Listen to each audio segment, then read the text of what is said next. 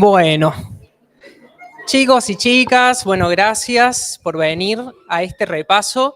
La idea es hacer un repaso general. No va a ser demasiado exhaustivo, porque si no, no nos alcanzaría el tiempo, o sea, hay que llegar a entrevista con niños, pero sí vamos a tocar temas fundamentales que sí o sí tienen que estar presentes o sabidos para este examen, ¿sí? Y después vamos a dejar un espacio abierto para dudas puntuales que tengan. La idea también es que si en el curso de lo que yo voy diciendo hay algún tipo de duda o ustedes de repente porque ya leyeron yo dije algo mal o equivocado, pueden también decirme, che, por ahí no es, porque en acá es como el campo de Levin, ¿sí? La topología acá, bueno, aprendemos todos. Bien, vamos a empezar entonces. Este PowerPoint que yo estoy presentando para que ustedes sepan, hay un curso de entrevistas que yo vendo, y bueno, yo saqué los PowerPoint de ahí. Hay algunos que voy a pasar, porque si no sería demasiado extenso, ¿sí? Pero esta parte me parecía importante para organizar la materia, porque uno de los principales conflictos que hay con entrevista, desde mi punto de vista, y por ahí también lo que veo en los estudiantes o en las consultas, es el modo de organizarse en la materia. De repente hay como muchísima información y está poco organizada, no sabemos por dónde arrancar, a qué apunta cada cosa. Entonces, lo principal es entender qué es una entrevista, los aspectos teóricos y técnicos de una entrevista, porque eso es transversal a todo el contenido de la materia, los tipos de entrevista, obviamente, el psicodiagnóstico, que es el fin de una entrevista, ya lo vamos a ver, los criterios psicodiagnósticos de Rolla, Blecher y Lieberman es el punto de corte de todo examen e incluso el final, ¿sí? Eso sí o sí tiene que estar muy bien sabido. Bueno, y después las entrevistas con niños, adolescentes, es decir, lo evolutivo, los diferentes ámbitos que van a ver ustedes: criminológico, educativo, crisis, hospitalario, etcétera. Y el último, devolución y elaboración de informe, que usualmente no lo toman, pero si lo llegan a tomar lo tienen que saber, ¿sí? Igual eso pueden hacer un repaso por arriba porque no es largo ni complicado. Vamos a empezar entonces con lo que es la entrevista y los aspectos teóricos, ¿sí? ¿Qué son los aspectos teóricos? Son un conjunto de supuestos. Es información que nosotros tenemos de la cual nos agarramos para explicar un fenómeno. Eso es un aspecto teórico. Por ejemplo, si nosotros vamos a posicionarnos desde el psicoanálisis, el psicoanálisis puntualmente ya es una teoría que tiene sus propias reglas para explicar algo. Por ejemplo, una conducta, ¿no? Un pensamiento, lo que sea, ¿sí? Será el inconsciente, bueno, cualquier aspecto teórico que nos pueda brindar justamente esa teoría. La entrevista tal cual está vista, y esta es otra de las cosas que hay que saber, acá se toman autores que son post-freudianos, ¿sí? Es decir, Melanie Klein principalmente, pero también Winnicott es un post-freudiano, y ellos tenían un punto de vista particular sobre lo que es el psicoanálisis. Porque está el psicoanálisis freudiano, lo que postuló Freud, y los post-freudianos hicieron una lectura de lo que Freud estableció y desarrollaron, bueno, un psicoanálisis, por ejemplo, basado en las relaciones objetales, que lo habrán visto también o lo estarán viendo en proyectivas, ¿sí? ¿Qué implica las relaciones objetales? En términos muy simples, muy básicos, que hay un proceso de normalización en el desarrollo evolutivo. Es decir, que la persona va de un aspecto inmaduro psicosexual a un aspecto maduro psicosexual. Es decir, esto para los que supongo que acá ya todos cursaron psicopato, sabrán que Lacan plantea otra cosa totalmente diferente porque es otra lógica. Entonces, por ahí uno de los conflictos que se presentan cuando aprendemos este tipo de teoría es desde dónde nosotros nos basamos para decir lo que decimos. Que por ahí es el fallo que muchas veces pasa en las cátedras. Bueno, ¿quién está diciendo qué? Acá nos tenemos que posicionar en los post-freudianos, relaciones objetales como la base de la teoría, que también la va a tomar Rolla, Blecher y Lieberman, ¿sí? que son estudiosos de esa teoría de los años 60, 70, cuando llegó acá a Argentina el psicoanálisis. Bien, entonces, aspectos teóricos, formas de explicar un fenómeno. ¿Qué aspectos teóricos tiene la entrevista? Bueno, vamos a ver. Bueno, Eso todavía no. Estos. La entrevista toma aportes fundamentales de estas 4 corrientes: el psicoanálisis, el conductismo, la Gestalt y la topología. ¿Qué va a tomar principalmente del psicoanálisis? Bueno, la noción de inconsciente. Hay cuestiones inconscientes que se repliegan y que también aparecen en un proceso de entrevista, pero también va a tomar aportes de, por ejemplo, la transferencia y la contratransferencia. Supongo que esos conceptos están más o menos trabajados, ¿no? ¿Alguien tiene alguna duda sobre lo que es la transferencia o la contratransferencia?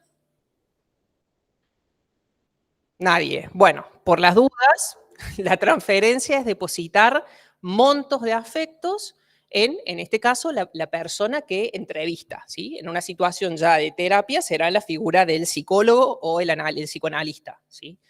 Y la contratransferencia son aquellos montos de afectos que sentimos nosotros, profesionales, frente al consultante. ¿Qué va a tomar del conductismo? Bueno, justamente la conducta, lo fenomenológico, que ya lo vamos a ver en Rolla también, que tiene un diagnóstico fenomenológico, lo observable, qué sucede en ese momento de la entrevista. Si hay desorganización, si hay llanto, si hay silencio, si hay incomodidad, todo lo que es conductual implica y da información para hacer un psicodiagnóstico. De la Gestalt va a entender la situación como un todo. Es decir, nosotros no podemos pensar al entrevistador fuera de un contexto también. Al entrevistador, perdón, a la persona que consulta. Bueno, al entrevistador también, porque el entrevistador está involucrado en ese mismo proceso, que es lo que da cuenta de la topología, ¿sí? Que de ahí toma, digamos, aportes del campo de Levin, que quizás lo hayan leído, donde sujeto y objeto se determinan mutuamente. ¿Qué quiere decir esto? Que tanto el entrevistador como la persona que consulta salen transformados de ese proceso que es único e irrepetible.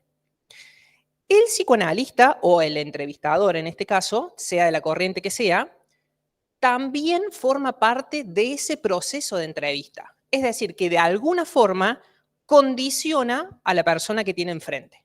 Cualquiera de nosotros que hayamos pasado por un proceso de entrevista, ya sea laboral, psicológico, etcétera, sabemos que nos podemos sentir nerviosos o muy seguros o indiferentes. Bueno, todo eso es información diagnóstica. Pero ahora, ¿qué se entiende por una entrevista? Bueno, el término simple o la definición fácil es que es una situación bipersonal donde se busca recolectar información para elaborar un psicodiagnóstico. Eso es fundamental porque el fin de toda entrevista es hacer un psicodiagnóstico.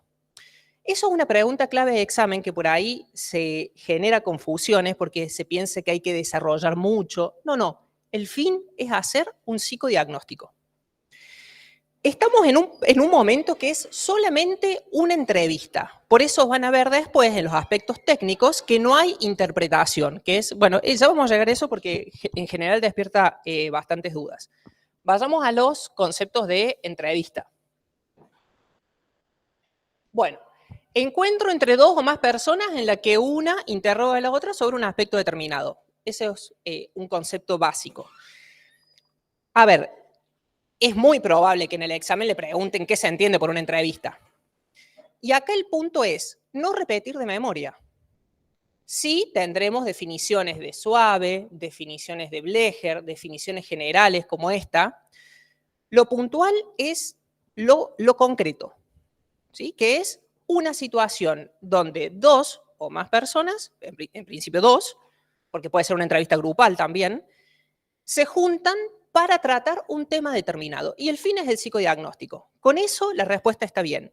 Pueden, obviamente, complementar con otras cuestiones. Por ejemplo, que deriva del francés, no sé cómo se pronuncia, si alguien sabe francés, entrevue, diría yo, pero viene del latín videre, bueno, definiciones de la RAE. Sullivan, particularmente, otro psicoanalista, sostiene que es una situación de 2 o más personas en los que un individuo o varios individuos, reitero, puede ser grupal, esperan recibir auxilio de otra persona.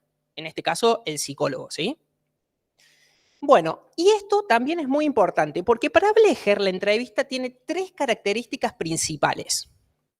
Por un lado, es el instrumento fundamental del método clínico. ¿Qué es el método clínico? Bueno, es el estudio en su particularidad de un caso singular, único, irrepetible. No se puede traspolar a ninguna otra situación. Lo que el paciente o en este caso el entrevistador, el entrevistado trae a la consulta es único. Ese proceso no se traspola, es irrepetible. Y también la entrevista es una técnica de investigación científica, es propia de la psicología. Sabemos que la psicología, bueno, está basada justamente como tal, tiene un fundamento científico. Investiga también. Bueno, ¿de qué forma investiga? Una de esas es la entrevista. ¿Mm? Entonces, 2 cuestiones principales de Blecher que tiene. Y, ¿quién hace? ¿Yo acepto de acá? Ah, capaz está entrando desde otro mail. Bueno. Y por otro lado, persigue objetivos psicológicos psicodiagnósticos. Volvemos a la misma cuestión. El fin de una entrevista es hacer un psicodiagnóstico. ¿Sí? Entonces, esto es fundamental, estos 3 criterios que propone Blecher, cuando les pregunten, bueno, ¿qué se entiende por una entrevista? ¿Sí? Hasta acá, ¿alguna duda? ¿He dicho todo bien?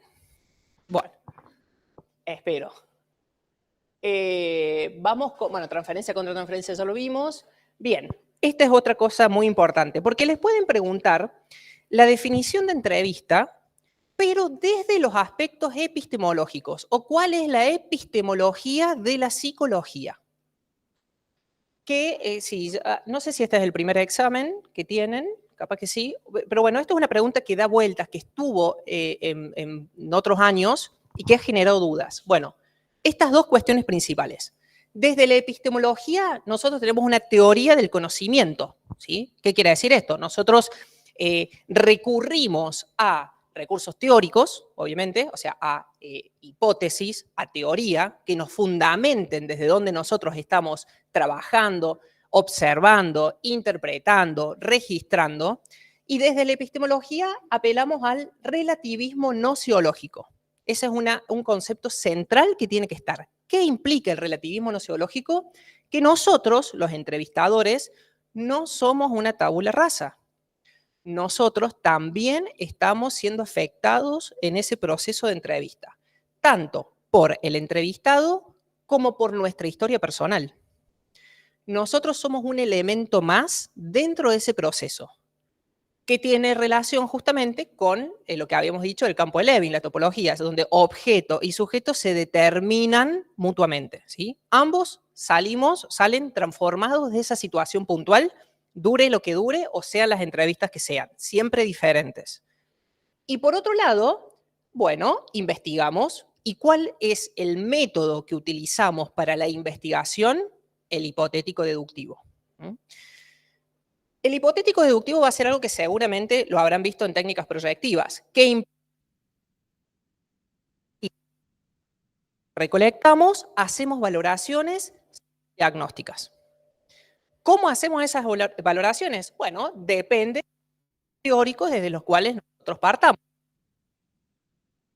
Por ejemplo, que si pedían el dibujo de una persona bajo la lluvia, bueno, había indicadores que daban cuenta de determinadas cuestiones, ¿sí? Donde también había recurrencias, convergencias, y que así solo, como una persona bajo la lluvia o cualquier test, no tenía ningún tipo de validez si no era en relación a lo que la persona dice en la entrevista. ¿Sí? Eso también es muy importante tenerlo en cuenta como entrevistadores. Nosotros no podemos recibir un dibujo y hacer una valoración porque sí.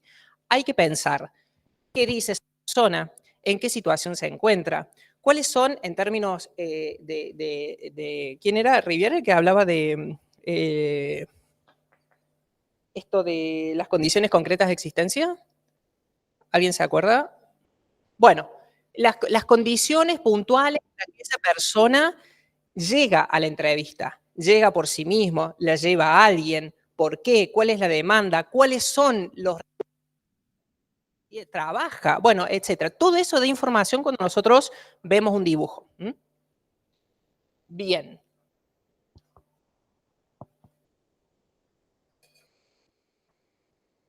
Bueno, suave. Para esto, bueno, por las dudas, partimos de un paradigma de la complejidad. Ustedes saben que, de acuerdo a la Ley de Salud Mental, 26.657, sancionada en 2010, nosotros pensamos la salud mental como un proceso atravesado por múltiples factores. Entonces, el paradigma de la complejidad es lo que les decía recién. No podemos pensar individualmente los indicadores. Los tenemos que pensar en relación al momento histórico, al contexto, a cómo llega esa persona, si llega solo, si la lleva alguien, por qué consulta, para qué consulta. Todo eso son indicadores. A ver, siempre pongo el ejemplo siguiente. En una situación de entrevista puede venir una persona, por ejemplo, con una demanda puntual que es miedo a la muerte, por ejemplo. Esa situación puntual es un ejemplo muy básico, ¿no? Pero esa situación puntual adquiere un significado diferente dependiendo del contexto. Porque si nosotros estamos en un contexto, por ejemplo, de pandemia, como sucedió, o de dictadura, el miedo a la muerte puede ser la norma. Y quien no tenga miedo a la muerte, capaz que no tenga un gran principio de realidad estructurado. Ahora, si no existe esa situación, capaz que, bueno, un miedo a la muerte puede ser algo persecutorio, etcétera, etcétera. Pensar a ver, otro de los ejemplos clásicos de consultorio hoy, problemas económicos. Bueno, en el consultorio hay muchas personas que se quejan, que se sienten mal, que consultan a psiquiatras y psicólogos porque, bueno, no tienen plata. Bueno, pero a la vez estamos en un contexto donde la regla parece es la crisis económica. Entonces, va adquiriendo diferentes significados de acuerdo al momento histórico. Esto es paradigma de la complejidad. ¿Sí? Tenemos que tratar de pensar ampliamente a la hora de situarnos con alguien. Hablar con alguien o interpretar, etc. Igual en la situación de entrevista no interpretamos. ¿Cuáles son los pilares? Los que propuso Freud. Análisis personal, estudio constante de la teoría y supervisión de casos. Eso es fundamental, ¿sí? Para todo en adelante. Bien, estos aspectos éticos nos toman. Vamos a los aspectos técnicos. ¿Qué son? Tenemos por un lado los aspectos teóricos, ¿sí? Reitero, teoría de la cual nosotros nos posicionamos para entender algo. ¿Qué son los aspectos técnicos? Bueno, son un conjunto de suposiciones que nosotros utilizamos para lograr algo, por ejemplo, que ya lo vamos a ver. O sea, tenemos un objetivo, ¿sí? Echegoyen acá va a plantear diferentes teorías de eso. Por un lado, tenemos la consigna y las intervenciones. Cada entrevista va a tener una consigna puntual de acuerdo al objetivo que nosotros tenemos. Ya lo vamos a ver con los tipos de entrevistas, ¿sí? ¿Qué es la consigna en sí? Pregunta de examen también. Bueno, es una expresión verbal o no verbal sobre lo que esperamos del otro. Eso es lógica, digamos, ¿sí? ¿Por qué puede ser no verbal? Bueno, porque uno puede llegar a consulta y el psicólogo directamente se sienta y hace una seña como, bueno, lo escucho, simplemente. Que existen entrevistas que son así, que ya las vamos a ver, ¿sí? Y hay otras que tienen objetivos puntuales, ¿sí? Las intervenciones. Bueno, estas son varias. Las vamos a dividir en dos grandes categorías. Intervenciones que son para recibir información y para dar información. ¿Cuáles son las que recaban o reciben información? Bueno, obviamente la pregunta. Si tenemos una duda, preguntamos. ¿Sobre qué es la pregunta? Sobre cualquier aspecto que nosotros consideremos en ese momento que es necesario saber. Que puede ser algo que necesitemos saber o no escuchamos. El paciente dijo algo que todavía no es paciente, es un entrevistado. Bueno, dijo algo y nosotros no lo escuchamos, por lo que sí preguntamos, disculpa, no entendí, o puedes repetir. Bueno, recaba información. O puede ser algo más puntual como, por ejemplo, ¿me podés hablar acerca de tu familia? ¿O de tu mamá? o de tu pasado, o de tu presente, lo que sea, ¿sí? La pregunta es fundamental para recabar información. Señalamiento. ¿Qué implica esto? Que en el discurso de esa persona podemos escuchar algo puntual que nos hizo algo de ruido, entonces lo señalamos. Puede ser algo tan simple, bueno, va un poco de mano también con la confrontación, que ya la vamos a ver, pero puede ser, por ejemplo, un lapsus. La persona quiso decir mi novia y dijo mi mamá. Por ejemplo, no sé, algo muy básico, ¿no? Entonces, bueno, lo señalamos. Pero señalamiento. ¿Y qué es la confrontación? Tal cual lo dice la palabra, es que en el curso de lo que vaya diciendo esa persona puede haber algo que entre en contradicción con algo que dijo. Por ejemplo, viene hablando de lo cuánto ama su profesión y lo que le encanta ir al consultorio a atender pacientes y en un momento dice, bueno, estos pacientes de mierda me tienen hartos y ya estoy... Entonces, bueno, pero recién dijiste que amabas la profesión, que bueno, eso es la confrontación. Confrontas a la persona en su propio discurso, ¿sí? Sobre lo mismo que está diciendo. ¿Qué logra eso? Sacar información. Bueno, la persona sobre eso hará lo que pueda, y para nosotros es información valiosa. Otro gran grupo es dar información. Bueno, la información como tal es central. Damos información sobre algo. Una persona, por ejemplo, que a mí me ha pasado, que tiene miedo, por ejemplo, sobre enfermedades de transmisión sexual, bueno, uno le puede dar información sobre cómo cuidarse, dónde puede hacerse análisis, etcétera, etcétera. O si algo que está muy en boga ahora es la violencia de género, entonces dar información sobre el polo de la mujer, dónde puede efectuar denuncias, ante qué casos efectuar denuncias, es información. Le damos la información que necesita en ese momento, ¿sí? Esclarecimiento. Bueno, esclarecer algo que está dudoso, como nebuloso. La persona puede estar, nosotros intuimos, sabemos que la persona tiene esa información, pero no la capta del todo, no la hace consciente en un punto. Y entonces nosotros se le esclarecemos. ¿A alguien se le ocurre algún ejemplo de eso? ¿De esclarecimiento?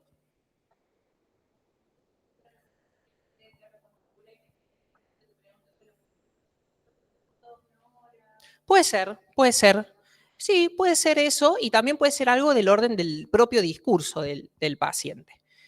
Por ejemplo, que vamos a casos súper exagerados y que la persona esté... bueno, pero estos son casos reales. O sea, eh, vamos a la violencia de género. Hay situaciones en las cuales se consulta porque hay situaciones de violencia puntuales, pero que la persona no logra todavía considerarlas como tal, pero las dice.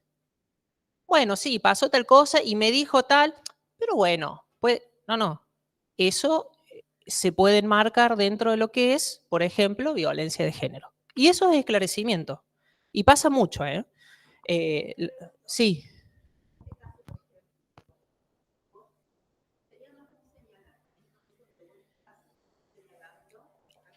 El señalamiento, sí, o sea, puede, pero fíjate que el señalamiento recaba información, o sea, el señalamiento es algo que es para darnos información a nosotros. El esclarecimiento es para darle información a la persona, ¿sí? Está bien la pregunta porque puede ir de la mano, pero el objetivo es diferente. En el señalamiento hacemos, y nos da para que amplíe información sobre algo. Reitero este ejemplo del lapsus, de mamá novia, por ejemplo. Por ejemplo, ¿no? Para ver si hay, qué sé yo, algo edípico, no sé. Estoy hablando al voleo, ¿no? Pero es para darnos información a nosotros. Acá, el esclarecimiento es para darle información a esa persona. No, eso es violencia. ¿Mm? Hay una situación también de consultorio que me sucedió a mí con una mujer que, bueno, tiene una hija y lamentablemente la hija fue violada por su padre. Ya con orden de captura y todo que salió hace poquito. El tema acá puntual es que había algo en ella que daba cuenta del conocimiento de lo que sucedía, pero no lo podía hacer consciente porque ella después lo dijo. O sea, bueno, ahora está trabajando la culpa y un montón de cuestiones, ¿no? Pero no podía hacer consciente que esa situación estaba ocurriendo. Y ella llega a un punto en el que dice: es que mi hija me lo dijo, pero yo no la escuché. Bueno, acá ya estamos hablando en un proceso ya de terapia, ¿no? Es un ejemplo muy grande, pero ilustrativo, porque acá estamos solo en un momento de entrevista. Entonces no hacemos interpretaciones ni nada. Pero sí puede suceder esto, que haya situaciones puntuales donde la persona sabe algo, intuye algo, pero no lo logra hacer consciente. Entonces nosotros lo decimos. Bueno, eso puede ser un indicador de abuso, por ejemplo, hacia la menor. ¿Mm? Le da información para que el otro, bueno, haga lo que tenga que hacer con esa información. Y por último, la interpretación. La interpretación nosotros no la utilizamos en un proceso de entrevista. No interpretamos, porque estamos simplemente recabando información para hacer un proceso psicodiagnóstico, ¿sí? Así que la interpretación obviamente le da información al paciente, pero en esta situación puntual de entrevista no hacemos ningún tipo de interpretación. Bien, hasta acá, ¿alguna duda? Sí. ¿Lo de qué? ¿Confrontación? Confrontamos dos ideas que en el curso del discurso, justamente, aparecen como contrapuestas, ambivalentes. A nosotros nos llama la atención eso, entonces se lo señalamos. Puede ser esto de, bueno, di la profesión de psicólogo, pero puede ser, no, sí, yo la paso muy bien en el trabajo, sí, a mí me encanta ir, yo voy reanimado, y en otro momento de la entrevista dice, no, pero ese trabajo de mierda, a mí no me gusta, odio a mis compañeros. Entonces confrontamos, ¿no? Bueno, pero recién dijiste que amabas tu trabajo, te gustaba ir y ahora decís que no. Eso es confrontación.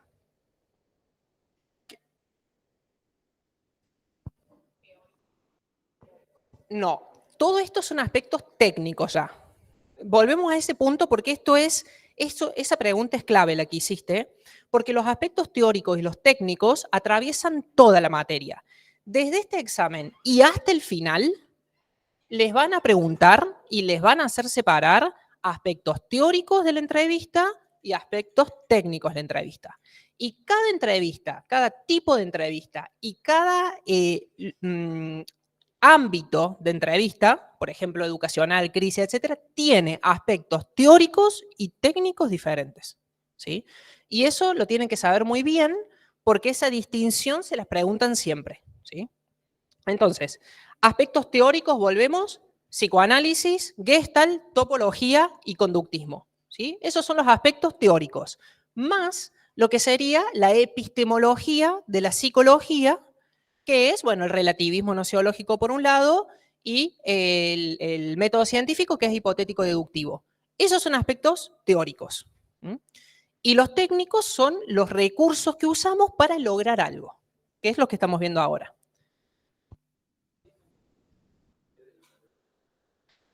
¿Concepto de interpretación? No, concepto de interpretación no, porque, bueno, ¿qué entendemos por la interpretación? Tomar algo que nos dice el paciente, transformarlo y devolvérselo de otra forma, ¿no? O sea, eso es la interpretación en sí misma.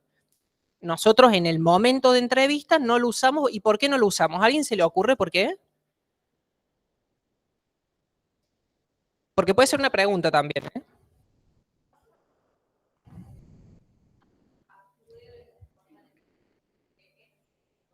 Bueno,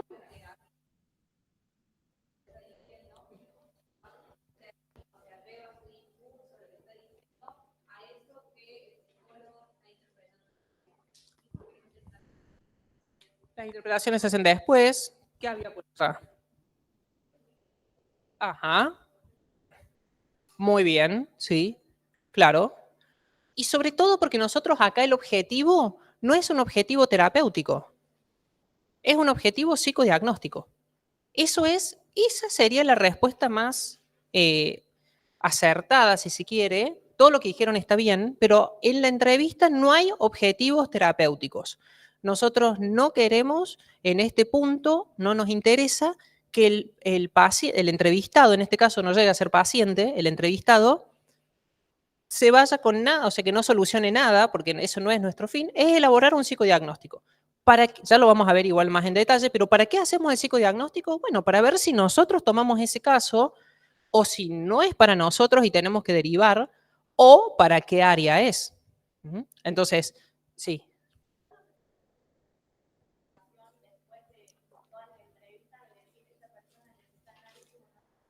Sí, para nosotros. Pero en este caso, la interpretación, fíjate que está en dar información al paciente.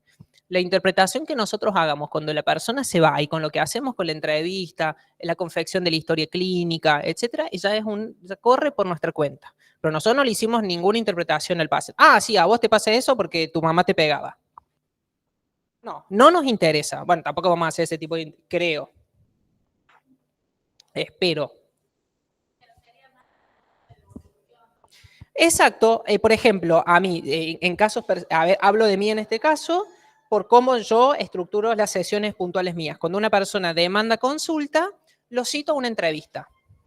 Y en esa entrevista, bueno, yo veo si el caso es para mí, si quiero meterme en eso, si tengo las capacidades teóricas del estudio suficiente como para poder abordar eso, o si tengo que derivarlo a otro profesional que se dedique exclusivamente a esa área. Por ejemplo, a mí puntualmente no me gusta trabajar con psicosis, entonces, si llega un paciente que está estructurado más del lado de la psicosis, bueno, quizás yo prefiero derivarlo, pero la entrevista preliminar me sirve para eso, porque acá no es cuestión de agarrar pacientes porque sí. Hay que ver también ahí las cuestiones intelectuales de uno, ¿no? O sea, eso es honestidad intelectual. Quiero esto, no quiero, puedo, no puedo. Es para yo trabajo desde psicoanálisis, es para el psicoanálisis, no es para el psicoanálisis, etcétera, ¿sí? Yo puntualmente no considero que todo sea para todos, entonces hay situaciones en las cuales yo he derivado a colegas que trabajan, por ejemplo, desde otra rama como el conductismo, etcétera, porque considero que en ese momento de esa persona le puede servir más. No hago ninguna interpretación, simplemente nos conocemos y la persona también tiene la posibilidad en esa entrevista de decir, sí, yo quiero que sea mi psicólogo o no, la verdad que no me gustó, me voy, que sucede también, o puede suceder. Bien,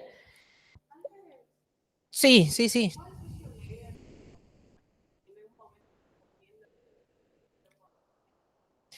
Sí, él la recomienda como interpretación panorámica. ¿Qué quiere decir eso? Que nosotros hacemos una interpretación general, pero no de la situación. Por ejemplo, sí, lo que puede estar sucediendo en este caso es que, dado los problemas económicos y qué sé yo, y la situación familiar, estés sintiéndote mal por X cosa. Es una interpretación panorámica, general, alivia también a la persona, porque la persona, aunque vaya a una entrevista, si va a consultar es porque está sufriendo por algo, tampoco es porque sentarse y despacharla, ¿no? Bueno, con algo se va. Entonces podemos hacer en ese caso una interpretación panorámica general como para que la persona por lo menos se vaya con algo, baje un poco la ansiedad, etc. Eso es lo que propone Blecher. Y por las dudas, eso también me causó gracia el Bleger, hay profes que les cae mal que digan Bleger, es Blecher, por las dudas. Bien, encuadre y contrato. Este es otro aspecto técnico. ¿Qué vamos a entender por el encuadre? Bueno, son un conjunto de estipulaciones que nosotros usamos para que las variables se mantengan constantes o lo más constantes posibles.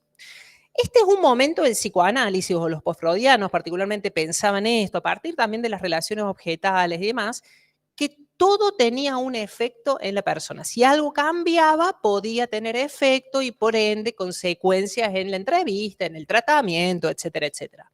Y acá Sack propone 5 aspectos fundamentales a tener en cuenta, ¿sí? Que son aspectos teóricos, un encuadre teórico. Si nosotros nos posicionamos, por ejemplo, desde el psicoanálisis, mantenemos constante que trabajamos desde el psicoanálisis. Porque si trabajamos el psicoanálisis, trabajaremos, por ejemplo, desde la noción de inconsciente, que no manejarán quizás otros aspectos, otras corrientes, ¿sí? Acá es fundamental que si nuestra formación es psicoanalítica, bueno, nos movamos desde el psicoanálisis porque no es que vale todo para todo, entonces sí, la cajita de herramientas son cuestiones que nos pueden servir en un momento determinado y demás, pero no es que somos psicoanalistas, conductistas, gestálticos, humanistas y todo, porque no. Porque, a ver, también es parte de la honestidad intelectual, ¿no? O sea, tanto vas a hacer, cuánta formación tenés. O sea, entonces, el encuadre teórico nos posicionamos desde la teoría que nosotros trabajamos y la respetamos. Si nosotros trabajamos en el psicoanálisis, bueno, trabajamos desde ahí, no es que a la semana lo mandamos a hacer tarea y a la otra semana lo mandamos a abrazar árboles, porque no es de donde trabaja el psicoanálisis puntualmente. Funcionales. Lo funcional tiene que ver con cuestiones también edilicias, espaciales, necesarias para llevar a cabo el proceso de entrevista, como puede ser, por ejemplo, sillas. Hay sillas para el paciente, silla para el psicólogo, o puede haber elementos, si vamos a tener una entrevista con niños, ¿sí? Hay elementos para ese niño. Es lo funcional, ¿sí? A ver, la entrevista no solamente es una, van a ver, por ejemplo, con Lieberman, ahí se me había ido, con Lieberman que propone 2 entrevistas. Entonces, si de repente en la primera, para que haya también una experiencia contrastante, que ya lo vamos a ver, pero si en la primera entrevista tenemos 2 sillas, entonces nos sentamos y hablamos, no es que a la segunda vamos a estar parados porque no tenemos esa cuestión funcional. O si el niño juega en una entrevista con plastilinas y con juguetes, que al otro día, cuando sea la siguiente entrevista, no haya juguetes, ¿sí? Las cuestiones funcionales tienen que ver con eso. Temporales, mantener constante el tiempo. Si nosotros decimos que la entrevista se va a estructurar, por ejemplo, en 30 minutos, bueno, podemos pasarnos más o que sea un poco menos, pero en términos generales son 30 minutos. Y el tiempo, si nosotros citamos a la persona un lunes a las 3 de la tarde, será a las 3 de la tarde y la mantendremos constante a lo largo del tiempo, dentro de lo que más se pueda, ¿sí? Espaciales también tiene que ver con lo funcional y también con el consultorio, ¿sí? Si nosotros, la entrevista es en Caseros 300, la siguiente entrevista es en Caseros 300, no en Avenida Colón 500, ¿sí? Es lo espacial. Y las personales tienen que ver con cuestiones que forman parte del entrevistador. Si yo me presento de esta forma, fenoménicamente, bueno, sigo presentándome más o menos de la misma forma y no es que la siguiente entrevista yo voy con ojotas y musculosa, ¿no? Por ejemplo. A ver, vuelvo a un tema central que en la teoría de relaciones objetales, tal cual se propone, le daba mucha importancia a estas cuestiones. Y reitero por ahí a personas que les guste Psicopato o que les guste Lacan, verán que esto es otra lógica totalmente diferente donde no interesaría en absoluto si es en el consultorio, si estás con malla, porque lo que va a importar es la palabra, ¿sí? En este caso estamos encuadrados, bueno, en este psicoanálisis que es basado en relaciones objetales, post-freudiano. Bien, contrato. ¿Qué es el contrato? Un convenio entre 2 o más personas para lograr algo, básicamente. Generalmente el contrato gira en torno a el dinero también, ¿sí? Las entrevistas, bueno, sale tanto, la sesión sale tanto, establecemos un contrato con el otro, ¿sí? Y ese contrato se tiene que sostener. Y dicen, bueno, este contrato no es tan importante esta parte, pero puede ser autoritario, demagógico, democrático. ¿Qué quiere decir esto?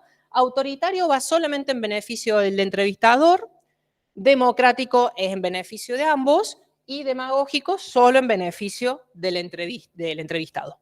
Y generalmente no lo toman, pero se los digo como para que lo tengan en cuenta. ¿Hasta acá dudas? ¿Vamos bien? Sí.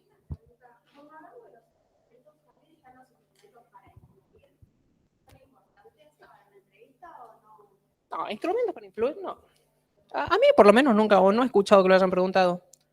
¿Han hablado en clases de instrumentos para influir?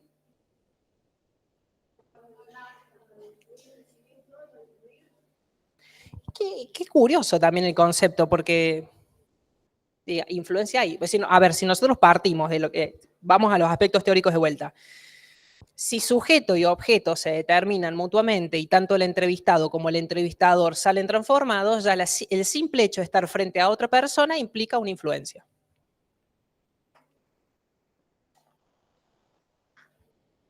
Bueno.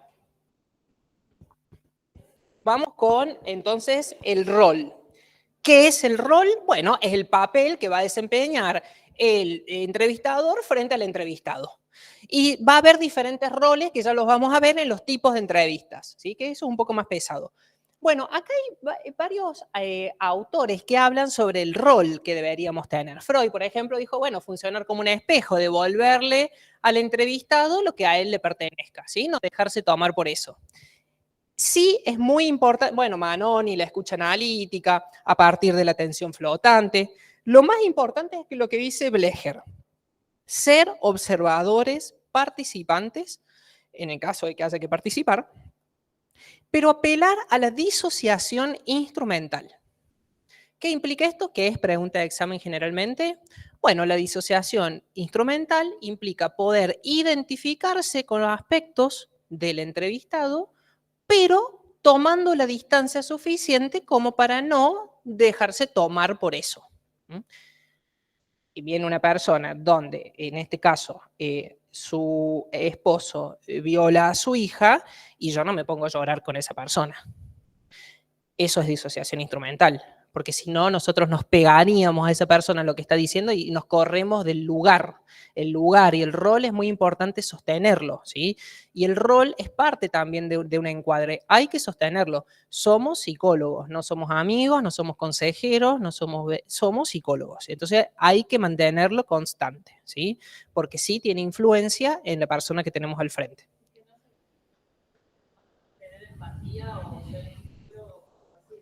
No, no, claro. Bien, hasta ahí. Vamos a pasar a los tipos de entrevistas, que es capaz un poco de lo más largo, así que, y un poco más pesado y aburrido, pero hasta acá. ¿Alguien quiere comentar algo? ¿Quedó alguna duda de esto? ¿Algo que no ha quedado claro? Sí.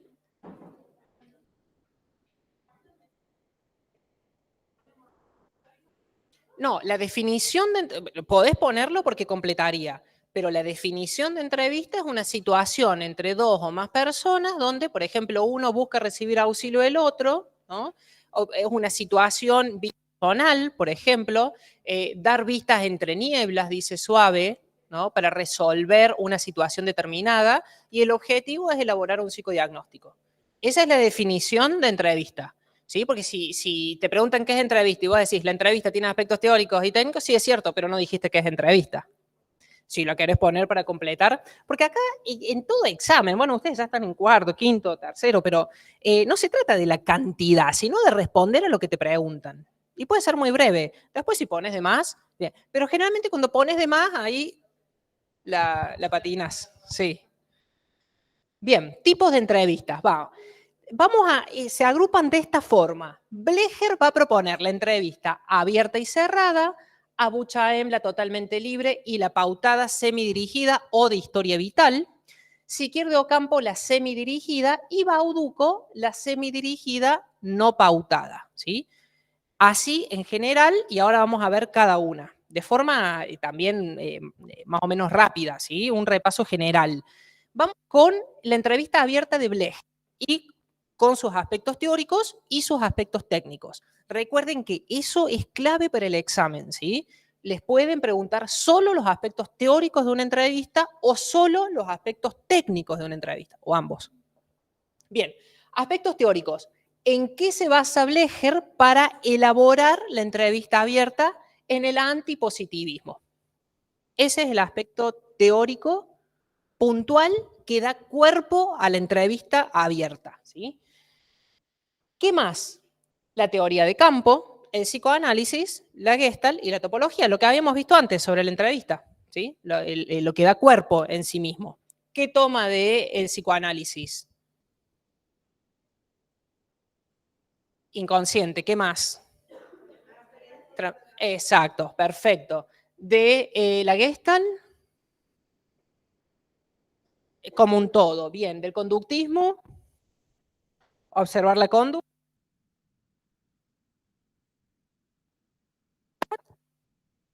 efectos se determinan mutuamente, ¿sí? Eso es. Bien. ¿Cuál es el objetivo puntual de una entrevista abierta? Obtener datos del comportamiento total de una persona en un momento determinado, ¿sí? Eh, a ver, ¿por qué es antipositivista? Porque si nosotros partimos del positivismo como tal, consideraríamos que solamente podemos recibir información sobre lo fenoménicamente captable, ¿sí? Es decir, solo lo que está diciendo o haciendo conductualmente, lo observable.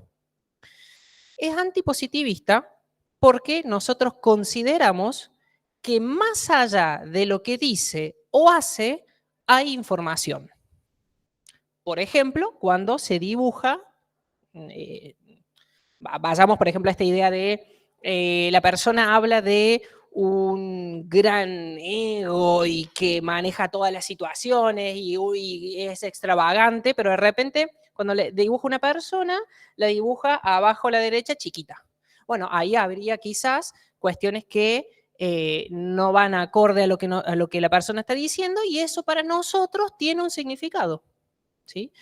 Es siempre presuntivo. Entonces, por eso es antipositivista. Captamos e interpretamos información más allá de lo meramente observable. ¿Cuáles son los aspectos técnicos? Observador participante. Para Blecher siempre vamos a ser observadores participantes. La consigna. La consigna es totalmente abierta. Lo escucho. Lo escucho o puede ser otra. Puede ser no verbal. Como un gesto para que comience a hablar. O, bueno, ¿qué te trae acá? Una consigna abierta, ¿sí? Para que la persona hable. ¿Cuáles son las intervenciones? Todas menos la interpretación. En general, en todas las entrevistas va a haber todas las intervenciones, si son necesarias, menos la interpretación. ¿Cuál es la ventaja de este tipo de entrevista o por qué la utilizaríamos? Porque nos permite recabar mucha información de esa persona. Al hacer una entrevista libre, digamos, con una consigna libre, la persona puede hablar de lo que quiera como quiera. Entonces eso nos permite a nosotros captar mucha información. ¿Por qué? Porque no vamos nosotros a buscar un aspecto puntual de esa persona o una información puntual, sino dejamos que la persona hable. Y eso nos da una información general, ¿sí?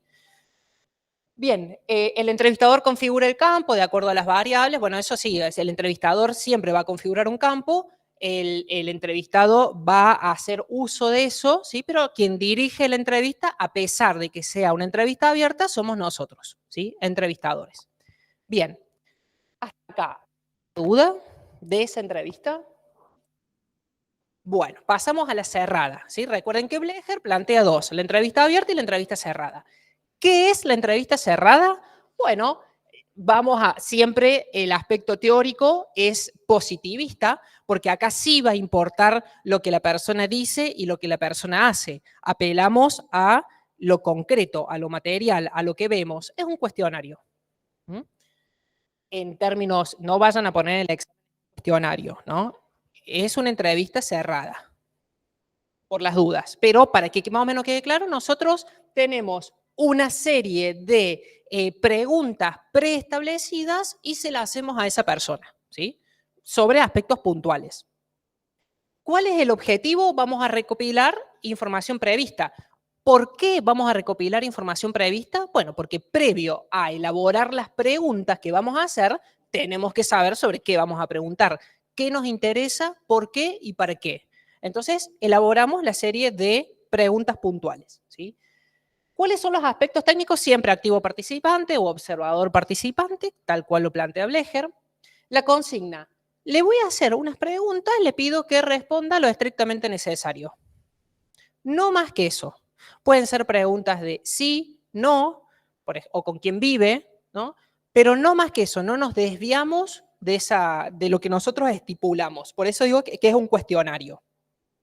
¿Cuál es la ventaja? Permite una mejor comparación de datos. Si yo tengo dos personas o una multitud de personas y les hago preguntas concretas preestablecidas, después yo puedo, ¿qué es lo que generalmente se hace en las tesis, ¿no? En las tesinas. Después agarro esos datos y los comparo. Bueno, sí, las personas que estudian psicología tienen una tendencia a, no sé, algo X con respecto a las personas que estudian filosofía.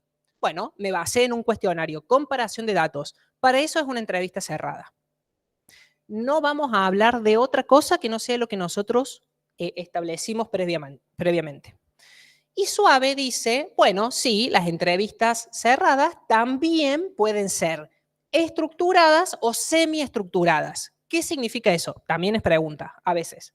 Las estructuradas, nosotros ya tenemos las preguntas prepautadas, no nos podemos mover de ese guión que tenemos acá.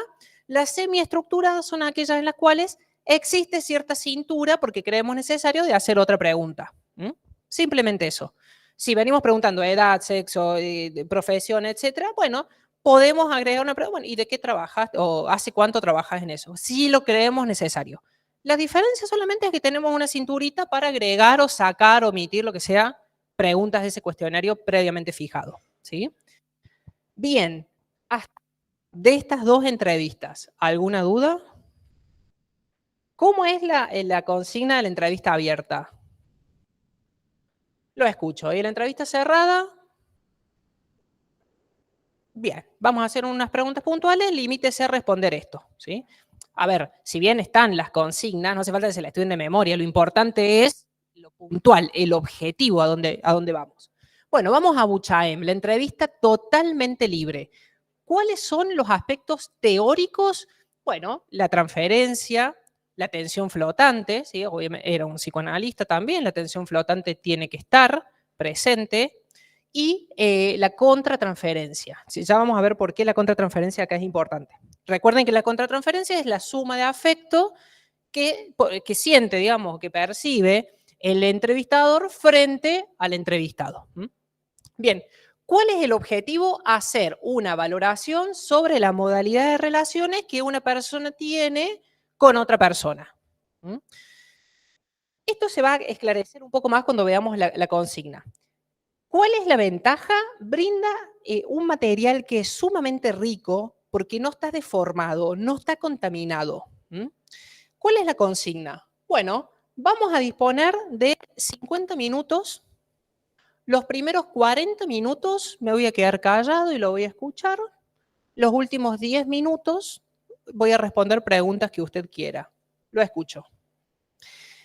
La desventaja que tiene esta entrevista es que es una entrevista muy ansiógena. Muy ansiógena como y más que la entrevista abierta, porque en la entrevista abierta existe la posibilidad de que el entrevistador intervenga cuando crea necesario. En esta entrevista, una vez que uno da la consigna, se queda callado. Y si la otra persona no habla, sostendremos los 40 minutos de silencio. Es muy raro que alguien se banque tanto tiempo. Pero ¿por qué volvemos a la valoración sobre la modalidad de relación?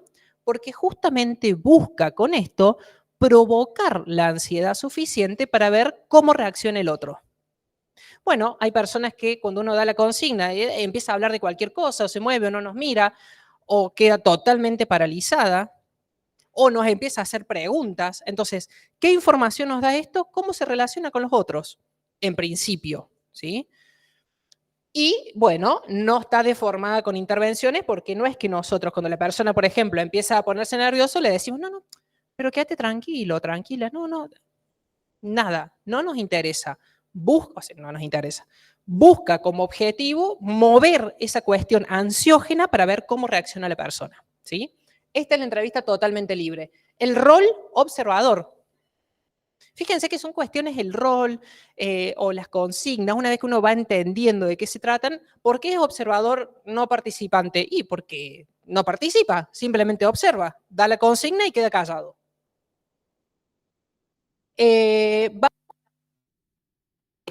La pautada semidirigida o de historia vital. ¿Qué es una historia vital? La historia vital es poder hacer preguntas que impliquen un recorrido más o menos extenso sobre la historia de vida de esa persona. Pregunta de examen es si en un inicio nosotros podemos hacer una entrevista de historia vital como primera entrevista. Bien, no. ¿Y por qué no?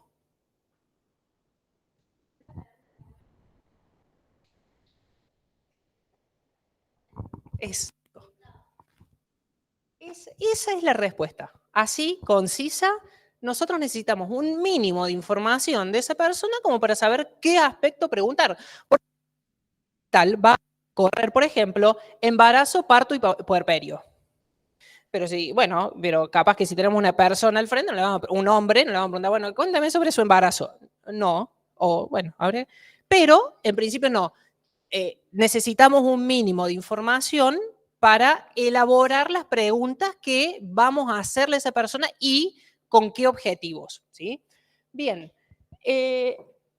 esto, la entrevista de historia vital es sobre estas tres áreas fundamentales. La historia vital de la persona. Bueno, historia vital es lo que dice el mismo concepto, ¿sí? O sea, dónde nació, cómo, con quién vive, etcétera, hasta el momento que llega a la consulta. La constelación familiar, bueno, eso tiene que ver con quién vive, quiénes son los que lo rodean, quiénes son sus padres, sus hermanos, sus amigos, sus vínculos, sus lazos, etcétera. Y la enfermedad actual, que es usualmente lo que lleva a la persona a buscar asistencia de otra, ¿sí? Enfermedad, padecimiento, sufrimiento, etcétera. ¿Qué es lo que en este momento la demanda? ¿Sí? La demanda inicial de tratamiento.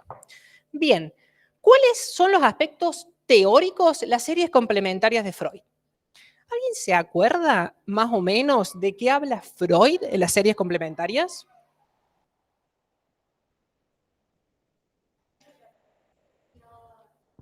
¿Cómo? Exacto.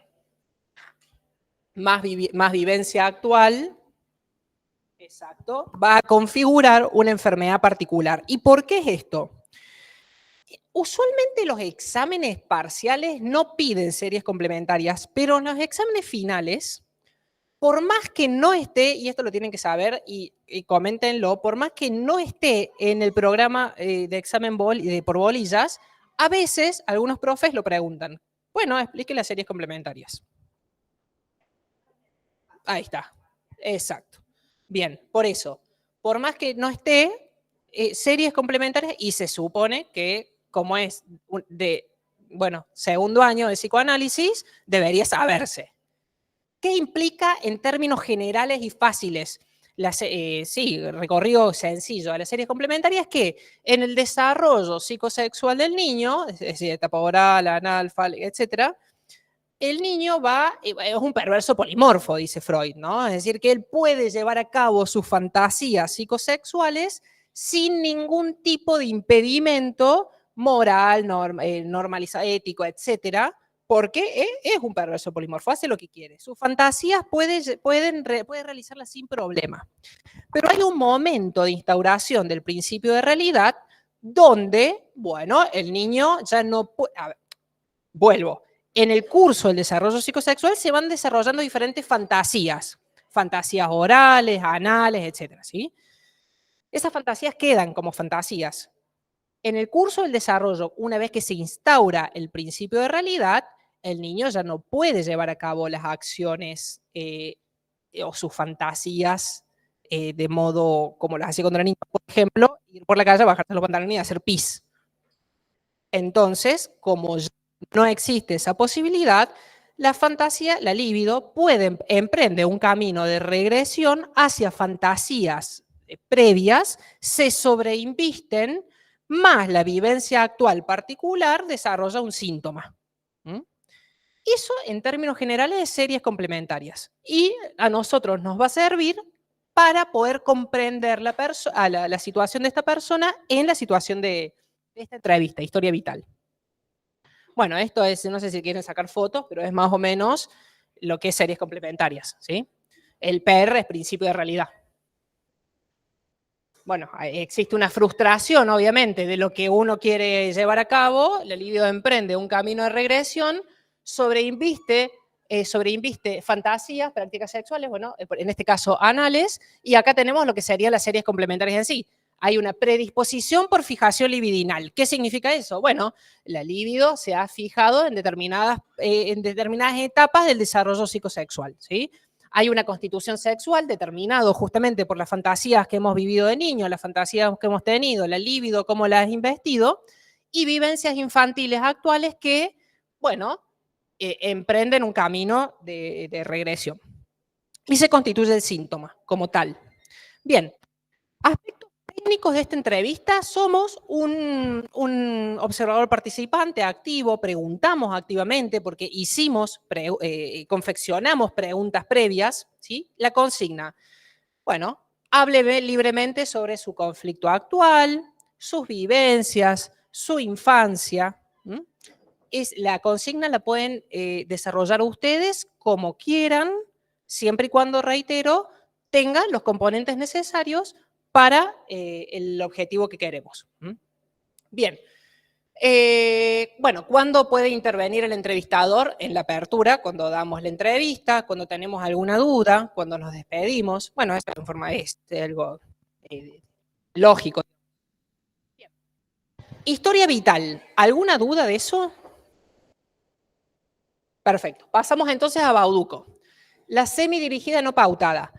¿Qué implica cuál es la diferencia entre la historia vital y la semidirigida y la semidirigida no pautada? ¿Alguien sabe eso? Bueno, en realidad la diferencia está en el mismo nombre. La semidirigida no pautada no tiene preguntas prefijadas. Nosotros conocimos determinados aspectos de la persona, elaboramos una entrevista, pero no vamos puntualmente a decirle, hábleme sobre su infancia. Porque Bauducco particularmente sostiene que eso sería un condicionamiento. Lo importante no es tanto lo que sucedió, sino lo que la persona recuerda y dice sobre lo que sucedió. Entonces nosotros no condicionamos de antemano a decir, bueno, hábleme sobre qué recuerdas de cuando tenías 7 años. Bauducco dice, la verdad, no sé si nos interesa tanto qué pasó cuando tenía 7 años, pero si usted quiere hablar de eso, hable libremente. Esa es la diferencia fundamental entre la semidirigida y la semidirigida no pautada.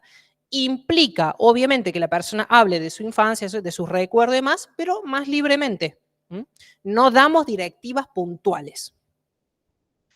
Bueno, lo que escuchamos como respuesta a nuestras preguntas abiertas, es decir, no dirigidas, por ejemplo, hábleme de su infancia o coménteme cómo está, preguntas abiertas.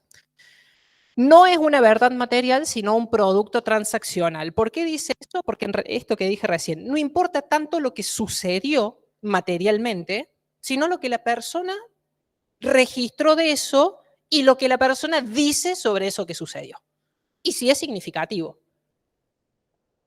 La peyorativización de la historia oficial corresponde a la peyorativización de relatos de sueños, síntomas, etc.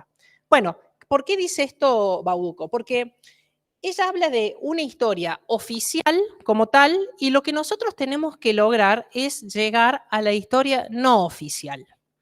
¿Por qué dice esto? Porque hay un registro de vivencias que es la historia justamente oficial.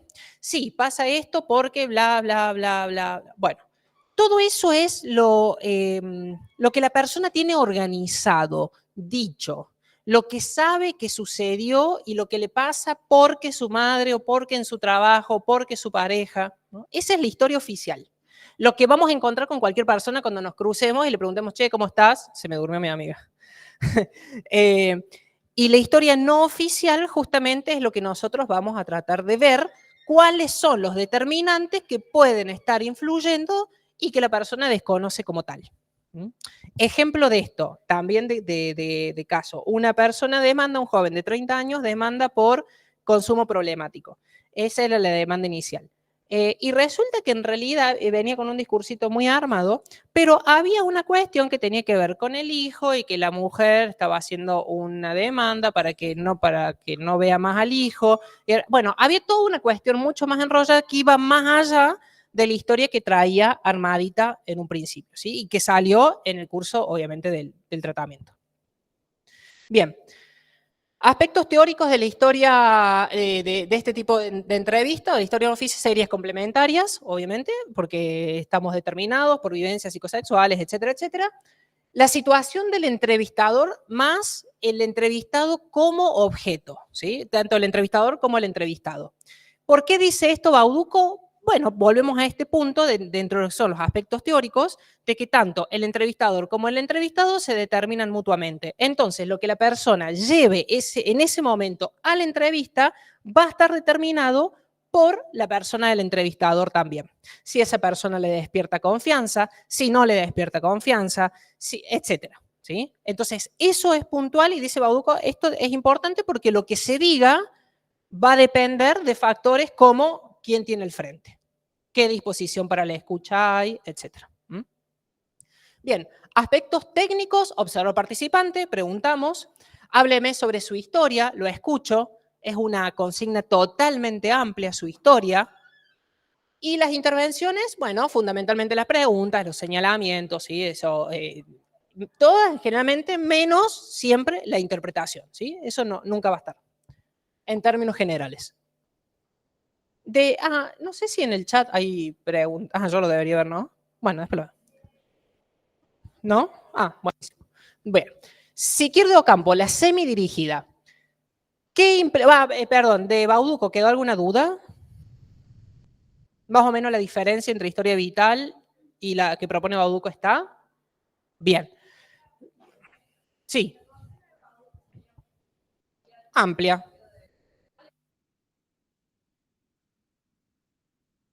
Bien, más amplia incluso de su historia.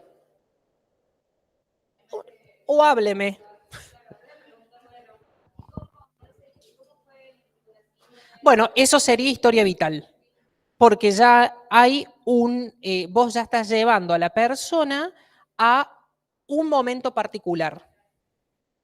Y Bauducco dice, y capaz que a la persona no le interesa ir a ese momento particular y quiere hablar de su historia actual o más reciente. O capaz otra persona no quiere hablar de su historia reciente, sino que quiere hablar de cuestiones puntuales de la infancia. Totalmente. Más abierta, sí. Bien. Siquirde Ocampo, la semidirigida. Este tipo de entrevistas se realiza, si yo no tengo mal entendido, calculo, bueno, o por lo menos así lo estudié, que la realizan más que nada para hospitales. ¿Por qué en hospitales? Igual se puede llevar a cabo en cualquier lugar, pero en el hospital tenemos poco tiempo y necesitamos recabar mucha información sobre algo. Entonces usamos la entrevista semidirigida, donde vamos a tener como aspecto principal teórico el psicoanálisis y la teoría de foco. ¿Por qué la teoría de foco? Porque no nos vamos a ir a aspectos muy pasados, pretéritos, etcétera, sino que a aspectos puntuales, fundamentales, foco. ¿Cuál es el problema actual de esta persona? En un hospital, por ejemplo, no quiere entrar a cirugía. Bueno, entonces nosotros no nos vamos a ir, bueno, pero hábleme de su infancia. No, la persona tiene que entrar a cirugía, entonces nos focalizamos en eso y trabajamos sobre eso, sacamos información. Se usa mucho en interconsulta médico-psicológica, que lo verán en el próximo parcial. Entonces, el objetivo, recabar mucha información en periodos breves de tiempo, ¿sí? ¿Cuál es la ventaja? Bueno, sacar mucha información en poco tiempo, ¿sí? No es muy difícil eso. La técnica es mixta. ¿Por qué es mixta? Bueno, porque vamos a usar algunos aspectos que tengan que ver con la historia de esa persona y otros que tengan que ver con los aspectos, aspectos, si quieren, pasado, porque puede que esa persona haya tenido de cirugía previa en la cual le resultó traumática, entonces nosotros esa información nos sirve, pero también vemos cuál puede ser el motivo actual. Por ejemplo, que haya una transferencia rota con el médico o que no haya transferencia institucional. Entonces la persona no quiere saber nada con operarse en ese lugar, que sucede mucho en la interconsulta, ¿sí? Bien, la consigna. Primero le voy a hacer algunas preguntas, luego me contará algo sobre usted y al final le voy a hacer preguntas necesarias o devoluciones, lo que sea, o va a responder preguntas. También, ¿por qué es mixta? Porque hay un momento que es abierto, otro momento que es cerrado y otro momento que es semidirigido propiamente dicho. Por ejemplo, si yo le digo, bueno, le voy a hacer unas preguntas puntuales. Dígame su edad y cuál es el diagnóstico de su enfermedad. Bueno, ahí ya estamos en una entrevista cerrada. Después le digo, bueno, ¿qué pasó?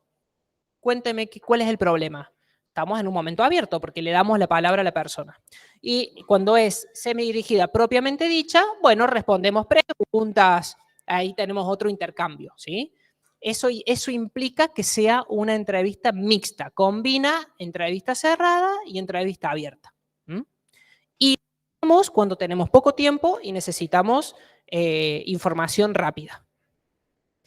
Yo, por ejemplo, trabajo también en un dispositivo comunal, que son sesiones breves, dependiendo de la municipalidad, que son de media hora. Entonces, que tiene un alto tránsito de personas. Entonces, en esa media hora es importante hacer preguntas puntuales para saber cuál es la demanda puntual, cuál es el conflicto puntual y desarrollar, digamos, bueno, la consulta o la entrevista en un momento ya abierto para ver si prosigue, si hay que hacer derivaciones, si lo tomo yo, bueno, etcétera, ¿sí? Entonces, tengo poco tiempo y este tipo de entrevistas es muy, muy propio para eso. Bien, ¿dudas hasta acá? Sí.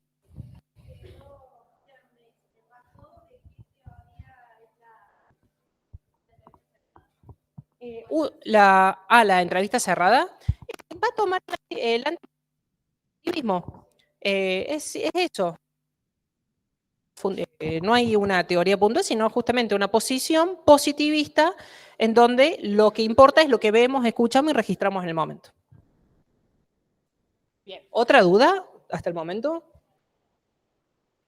Pasamos a psicodiagnóstico. Sabemos que el fin de una entrevista es elaborar un psicodiagnóstico, ¿sí? Ese va a ser nuestro fin, sí.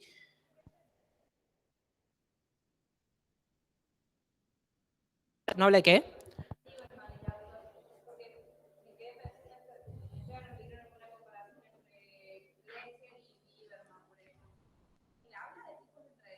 ¿Y cómo se te ocurre que es la entrevista de Lieberman?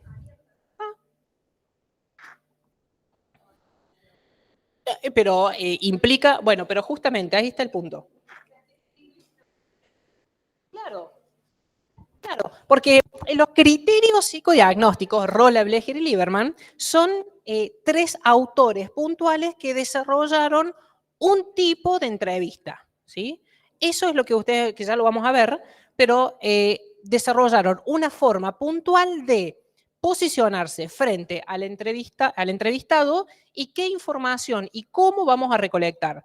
Son 3 autores que podrían haber sido 5 o 1 o 10, pero la cátedra tomó estos 3 puntuales como para que ustedes tengan un panorama, pero en general son entrevistas abiertas, porque Lieberman no es que se sienta y dice te voy a hacer un cuestionario, ¿no? En general son abiertas. Bueno, psicodiagnóstico. ¿Qué es el psicodiagnóstico? Bueno, un campo de acción profesional que está definido, está delimitado, ¿sí? El psicodiagnóstico apunta o tiene cuestiones teóricas puntuales, objetivos puntuales, que es, por ejemplo, hacer una derivación, ¿sí? La puesta en marcha de un proceso de investigación. ¿Por qué? Bueno, habíamos visto con Blecher que la entrevista en sí misma es una forma de investigar propia de la psicología, ¿sí? ¿Y cómo investigaba? A través del método hipotético deductivo. Y apelaba al relativismo nociológico. Entonces, nosotros usamos esa entrevista para investigar. Y resulta en la constitución de un campo de conocimiento. ¿Y por qué es un campo de conocimiento? Y bueno, porque a partir de las entrevistas, de las experiencias singulares que nosotros tengamos o recolectemos, vamos a establecer una teoría o abonar o criticar o poner en tensión o problematizar teoría ya hecha, ¿sí? Es un campo de conocimiento. La entrevista nos da información no solamente diagnóstica, sino también de la teoría, etc. Reitero, para abonarla, para criticarla, para tensionarla, etc. Bien. Bueno, el juicio clínico. El juicio clínico apunta justamente a la cintura del terapeuta, desde donde nosotros nos vamos a posicionar para escuchar. Porque si nosotros vamos, por ejemplo, desde alguna teoría puntual con el manual de trastornos mentales, iremos así, entonces buscaremos información para diagnosticar un trastorno. O si nos posicionamos de otro lugar, bueno, capaz no trabajamos desde diagnósticos del DCM, sino que iremos a hacer diagnósticos, por ejemplo, situacionales para hacer una derivación o lo que sea. Bien. Relativismo nociológico, ya sabemos que... ¿Se acuerdan lo que era el relativismo nociológico? Lo dijimos varias veces. Bueno, ¿por qué hacemos un psicodiagnóstico? Porque alguien demanda. O sea, viene una persona a buscar ayuda, hacemos un psicodiagnóstico porque hay alguien que lo necesita. ¿Por qué? ¿Para qué? Para responder a la demanda, ¿cómo? Haciendo hipótesis. ¿Sí? La persona nos dice algo, entonces nosotros elaboramos una hipótesis sobre lo que puede estar sucediendo y utilizamos, por ejemplo, técnicas proyectivas y elaboramos alguna hipótesis sobre lo que esa persona dibujó, dijo, expresó, etc. ¿Para quién? Para el que demanda, hacemos ese psicodiagnóstico porque lo necesita, para nosotros mismos y también para la comunidad científica, porque reitero, es un proceso de investigación científica también. ¿Mm? Bien, Selene, estos los niveles de Selener es de técnicas proyectivas, ¿sí? Es exactamente lo mismo. ¿Alguien se acuerda más o menos de qué se trataba esto? Los observables, bueno, las recurrencias, las convergencias, inferencias, ¿se acuerdan? Hay,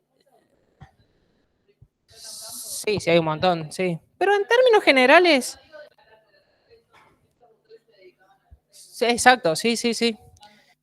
¿Hay dudas sobre eso? ¿Pasarlo o en general se sabe?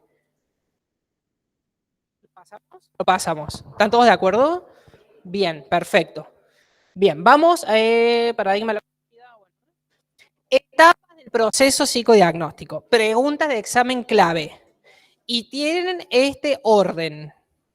Y lo tienen que poner así. No hace falta capaz de explicar cada una, no sé que se lo pidan, pero sí este orden. Preentrevista, que ya vamos a ver lo que es la preentrevista. Entrevista inicial. ¿Cuál es la entrevista inicial? Depende. Puede ser una entrevista abierta, una entrevista cerrada, una historia vital no, una semidirigida no pautada, etcétera, ¿sí? Administración de test proyectivos, la devolución y la elaboración de informes. Devolución a la persona, no es que decimos, bueno, listo, chau, vuelva la semana que viene. No, le hacemos una devolución y elaboramos el informe correspondiente, ¿sí? Estas son las etapas y fíjense que son lógicas también. Hay una preentrevista, nos llamaron por teléfono, que eso ya es información, lo vamos a ver en preentrevista. Tenemos la entrevista inicial.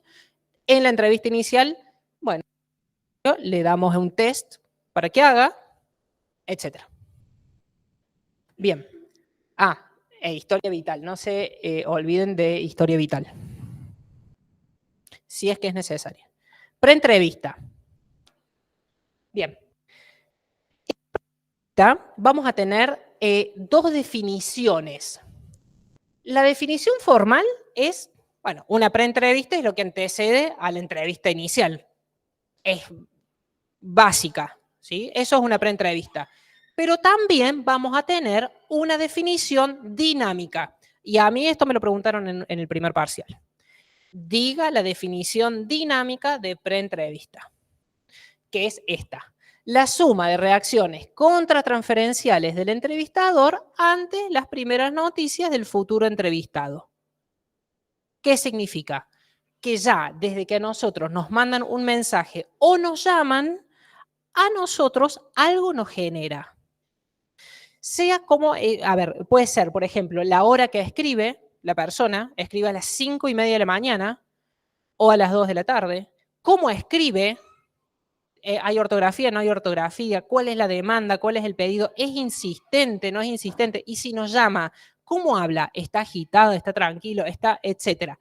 Todo eso lo que a nosotros nos causa esa persona desde el momento en que suena el teléfono o como sea, que toquen la puerta del consultorio, lo que sea, para nosotros eso ya es información, ¿sí?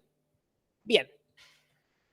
Y vamos a tener dos momentos, un momento y un momento cercano. ¿Cuál es el momento lejano? Desde el momento en que nosotros tenemos las primeras noticias del futuro entrevistado hasta el momento en que estamos cara a cara, ¿sí? Y el momento cercano es desde que nosotros nos encontramos hasta dar el inicio de la entrevista inicial. En estos dos momentos hay una zona de impacto. Yo creo que lo había puesto. Ah, no. Bueno, momentos hay una zona de impacto. ¿Qué es? Yo tuve las primeras noticias de esa persona, ya sea por teléfono, por mensaje, lo que sea, ¿no? Yo me hice una idea de esa persona sobre cómo habló, si le sentía voz, qué sé yo, ponerle de viejito, y yo ya me hice una idea y de repente cuando abro la puerta y lo veo, hay una zona de impacto. Esa zona de impacto a nosotros también nos da información de algo. ¿De qué? Bueno, de modos defensivos. A ver, en esa zona de impacto, asombro. Porque la persona fantaseada, referencialmente, es tal cual me la imaginé. En términos generales, tampoco es que yo tenga. Pero en términos generales, bueno, es una persona jovial, qué sé yo, etcétera, ¿no? Asombro. Y si no, procesos disociativos, visuales, auditivos y todo el resto. Por ejemplo, si escuché en el teléfono una voz de viejito y de repente me encuentro de 20 años, hay un proceso disociativo auditivo. Y lo visual y el resto de procesos disociativos van a lo mismo, motrices, olfativos, táctiles. Bueno, son todas información que a nosotros nos sirve para algo. Es información psicodiagnóstica. ¿Mm? Bien, hasta acá, ¿alguna duda? ¿Qué puse ahí? La importancia de la preentrevista radica en la valiosa información pronóstica y diagnóstica que podemos obtener desde que tenemos las primeras noticias del entrevistado, claro. La preentrevista sirve para eso, para sacar información que nos sirve para elaborar el psicodiagnóstico. ¿Dudas de preentrevista? Y pasamos a los criterios. Bueno, resumiendo, bla, bla, bla. Criterio psicodiagnóstico, vamos con, bueno, a ver, Melanie, esto...